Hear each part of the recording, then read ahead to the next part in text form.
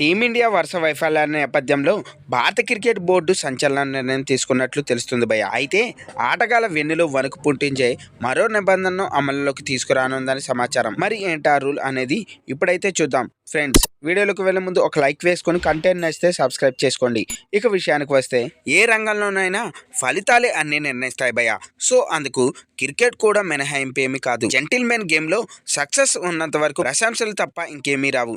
అదే పరాజయం ముద్దాడితే విమర్శలు, ట్రోల్స్ జడివాన్లా కురుస్తాయని చెప్పాలి. అయితే అప్పటి వరకు చేసిందంతా మాయమైపోతుంది. ఫెయిల్యూర్ తప్ప ఎఫర్ట్ పెద్దగా కనిపించదు. అప్పటి వరకు బలం అనుకున్నదే బలహీనతగా మారుతుంది. ఒక్కసారిగా తప్పులన్నీ బయటపడతాయి. ఇప్పుడు టీమిండియా పరిస్థితి అలాగే ఉంది భయ్య. అయితే ఇటీవల న్యూజిలాండ్ చేతిలో వైట్ వాష్, ఆసీస్ ఓటమితో జట్టు తీవ్రంగా విమర్శ పాలవుతుంది. దీంతో భారత క్రికెట్ బోర్డు సంచలన నిర్ణయం తీసుకున్నట్లు తెలుస్తుంది. అయితే అటకెక్కిన పాత నిబంధనలను బూజు దులిపి పట్టాలెక్కిస్తుందంట బీసీసీఐ.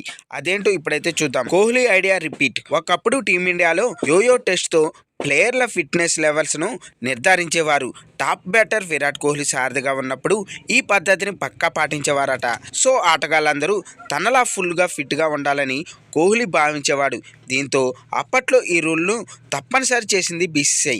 అయితే ఈ టెస్ట్ను అధిగమించడంలో ప్లేయర్లు తీవ్రంగా ఇబ్బంది పడుతున్నారని విమర్శలు రావడంతో బోర్డు దీన్ని పక్కన పెట్టేసిందని చెప్పాలి భయ్య. అయితే వరుస సిరీస్లో వైఫల్యాలు, బూమ్రా, ఆకాశ్దీప్ లాంటి కీలక ఆటగాళ్లు గాయాలతో జట్టుకు దూరం అవడంతో యోయో టెస్ట్ను మళ్ళీ తీసుకురావాలని భారత బోర్డు సిద్ధమైందని సమాచారం. ఆటగాళ్ల ఫిట్నెస్ విషయంలో ఇక మీదట గందరగోళం ఉండొద్దని, ఫిట్గా ఉన్నవాళ్ళే జట్టులో ఉండాలని బోర్డు పెద్దలు భావిస్తున్నారట.